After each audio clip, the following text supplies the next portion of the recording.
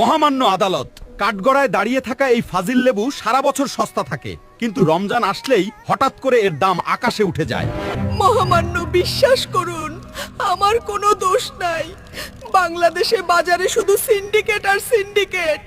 এটা লেবুর দোষ না, এটা বাজারের কারসাজি। কৃত্রিম সংকট বানিয়ে রোজাদারদের জিম্মি করে।